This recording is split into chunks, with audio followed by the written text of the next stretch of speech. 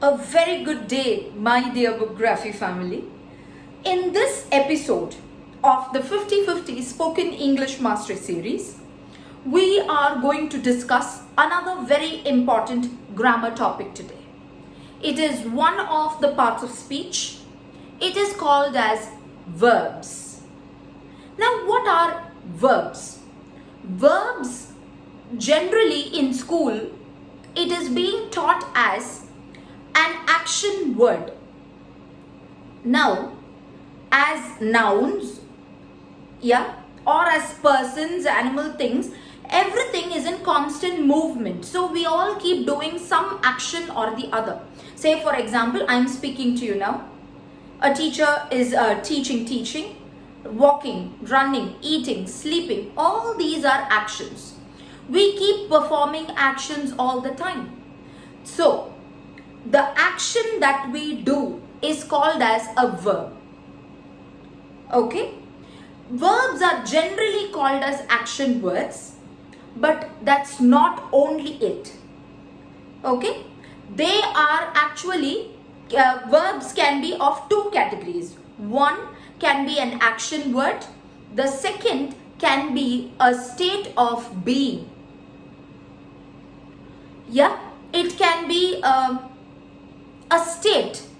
Yes, a state as in, say for example, what are the state words?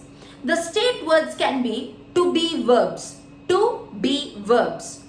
Now, to be verbs is nothing but is, am, are, was, were. All these verbs comes under the be verbs.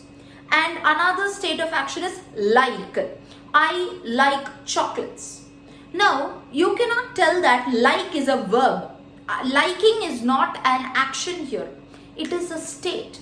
I like something. That is a state. I am an English teacher. That is a state. That is not an action. That is my status, or I'm talking about my profession. Some extra details on myself. That is called as state. I have 2 siblings. Yes. So this is a state. So just a recap on what we've done so far. Today we did something called as verbs. Verbs are nothing but action words. Otherwise, verbs can also be stating words. It talks about certain situation, a state.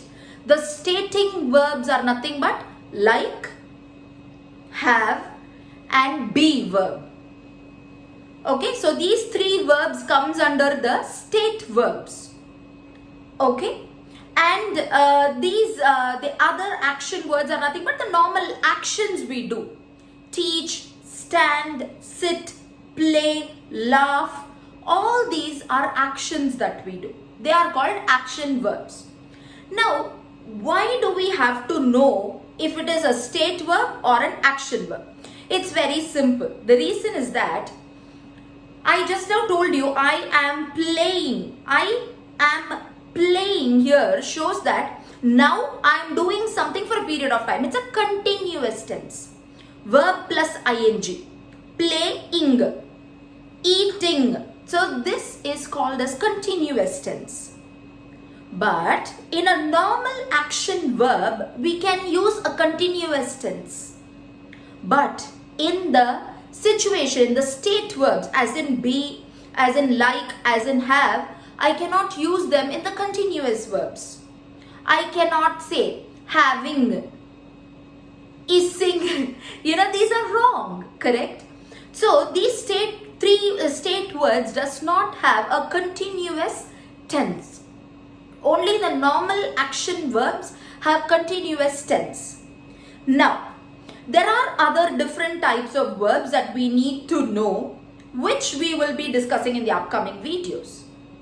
Now, where to put a verb? Naturally, as I told you in the beginning, a noun or the substitutes of nouns always perform an action or in a situation are always in some state. Correct? So, always it will be a subject plus a verb.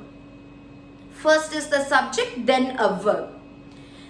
In a statement, now we are only talking about basic English English conversations. So in a statement I'm talking about, not in questions, not in anything else, in a normal statement. A statement is a normal sentence that you make. I want water. This is a statement.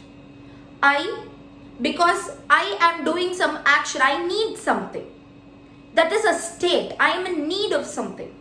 So I is the subject, want is the verb, water. We will discuss what parts of speech it is later. Okay, so it is always subject plus the verb in a normal statement, in a normal sentence. I hope today's episode on verbs gave you some clarity on verbs and where to use them.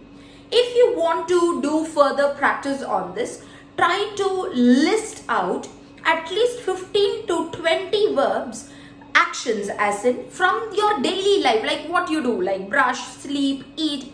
All these are basic verbs.